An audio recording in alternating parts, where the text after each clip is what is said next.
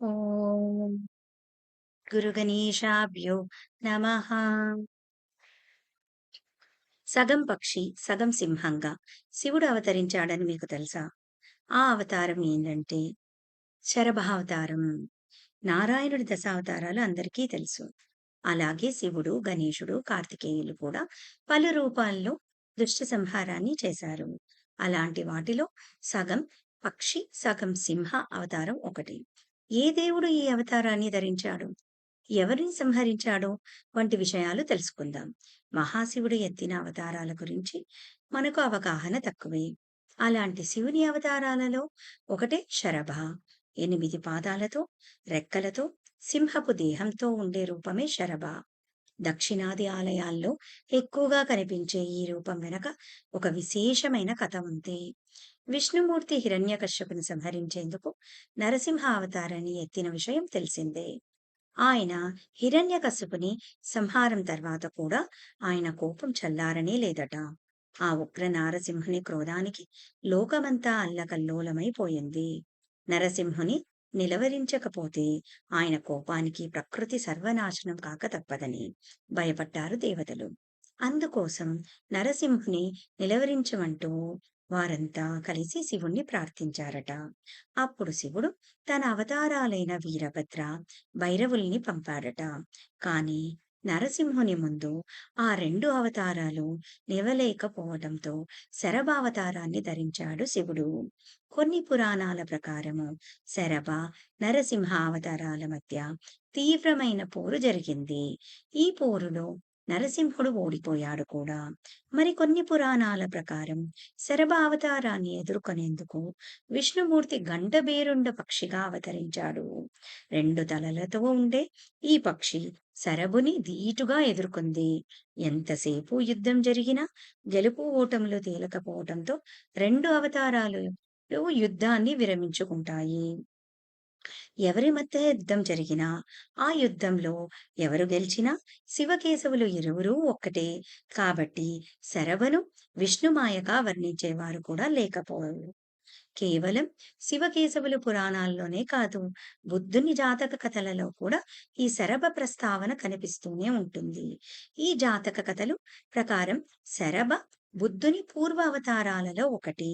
శరభ రూపం దక్షిణాదిన అందున తమిళనాట చోళులు నిర్మించిన శివాలయాలలో కూడా కనిపిస్తుంది. కొన్ని చోట్ల సకల ఆయుధాలతోనూ దుర్గాదేవి సమేతంగా దర్శనమిస్తుంది. శివుని సర్వేశ్వరునిగాను, సర్వేశ్వర మూర్తిగాను కొలుచుకునే సంప్రదాయం తమిళనాట ఇంకా ప్రచారంలో ఉంది. ఇక తెలుగు రాష్ట్రాల్లోని శైవాలయాలలో కూడా ఈ రూపం కనిపిస్తున్నప్పటికీ దానిని శరభావతారంగా పోల్చుకునే భక్తులు అరుదు. అలాగని శరభావతారాన్ని తెలుగువారు కూడా ఆరాధిస్తారు. ఈ అవతారం పేరు మీదుగా శరభాపురం వంటి ప్రాంతాలు మన రాష్ట్రాల్లో ఉన్నాయి. వీరశైవులు చేసే నృత్యాలలో శరభ, అశరభ, దశరభ అంటూ ఒళ్ళు గుగ్గురుపిడిచే అరుపులు వినిపిస్తూనే ఉంటాయి. తెలుగునాట శరభ ఉపనిషత్తు కూడా ప్రచారంలో ఉంది. ఉగ్రమూర్తిగా ఈ స్వామి ఆరాధనతో ఈతి బాధలు, గ్రహ దోషాలు, భయాలు పోతాయని ప్రతీతి. శరభుడిగా శివుడి రూప లక్షణాలు. శివుడి అవతారమైన శరభుడు మానవుడు, జంతువు మరియు పక్షి కలగలిసిన అతి పెద్ద పరిమాణంలో ఒళ్ళంతా పొక్కులు కల రూపము. అనేక చేతులు, పంజాలు మరియు కాళ్ళు ఉండి దాదాపు పెద్ద డ్రాగన్ పక్షిలాగా ఉంటాడు. అట్టలు కట్టిన జుట్టు ఆ రూపంలో చాలా కోపాన్ని సూచిస్తుంది. తలపై ఒక పెద్ద జుట్టుతో నిండిన భాగం డోమ్ లాగా కనిపిస్తుంది. శరీరానికి వెనక వైపు విచ్చుకొని ఉండే పెద్ద రెక్కలు మరియు పొడవైన తోక వీపుపై ఉంటాయి. నోటిలో చాలా సూదిగా ఉండే దంతాలు, పటిష్టమైన పంజాలు ఆ రూపానికి ముఖ్య ఆయుధాలు. ఉరుము లాంటి గొంతు ప్రతిధ్వని స్పష్టిస్తూ అస్సలు వినలేము. 3 కళ్ళు నిప్పులు కణితుల వలె మండుతూ ఉంటాయి. పళ్ళు మరియు పెదవులు స్పష్టంగా ఏర్పడి కనిపిస్తాయి కూడా. మొత్తంగా అన్ని సమయాల్లో భరించలేని ఒక బుసకొట్టే శబ్దం వినిపిస్తూనే ఉంటుంది. పరమశివుని శరభావతారం కథ వినుకుందాం. మొదటిగా శివుడు వీరభద్ర రూపం ధరించి నరసింహుణ్ణి శాంతించమని కోరాడు. కానీ నరసింహుడు మాట వినిపించుకోలేదు. అందుకని ఆ ఆకారంలో, శక్తిలో నరసింహుడిని మించిన శరభావతారాన్ని శివుడు ఎత్తాల్సి వచ్చింది. శరభుడు తన పొడవైన తోకతో నరసింహుణ్ణి ఎత్తి పడైపోయాడు. నరసింహుడికి విషయం అర్థమై శరభుడిని క్షమించమని ప్రార్థించాడు. ఇది పరమశివుడికి నరసింహుడికి విష్ణుమూర్తిగా మారిపోయాడని అర్థమై అతన్నిక బాధించలేదు.